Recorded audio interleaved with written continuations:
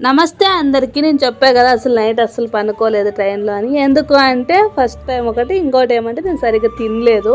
మా బావ తినమని పాపం చపాతీ ఇప్పిస్తున్నారు, కానీ హోటల్ అతను ఏం చేసినాడంటే కొంచెం త్వరగా ఇస్తారా మాకు ట్రైన్ వస్తుందంటే కాల్చుకోకుండా ఇచ్చేసినాడు. ఇంక నాలా ఉంది చపాతీ. ఇంక నేను కొంచెం అట్లా టేస్ట్ చేసి పచ్చగా ఉందని పక్కన పెట్టేసినాను. అసలు కాలేదు, అది అట్లుంది. ఇంక మా ఫ్రెండ్స్ ఎప్పుడన్నా బుక్స్ ఇది బాగుంది అది బాగుంది చదువు అని చెప్తే అస్సలు అదర్ బుక్స్ టచ్ కూడా చేయను. ఎందుకంటే వెంటనే అమ్మో మా డిఎస్సి బుక్స్ చాలా ఉన్నాయి, అవి చదివి వెలుగు పెడితే చాలే నేను అని వేరే బుక్స్ చదవను. బట్ ఈసారి నేను ఫోన్ తక్కువ చూడాలని ఈ బుక్ పట్టిపోయినాను. ఎంత బాగుందంటే ఆ టైంలో నాకు ఆ బుక్ ఎంత హెల్ప్ చేసింది, ఒక ధైర్యాన్ని ఇచ్చింది. రాక్షస ఓర్పు ఉండాలంటే నాకు ఆ వర్డ్ భలే నచ్చింది బుక్లోన.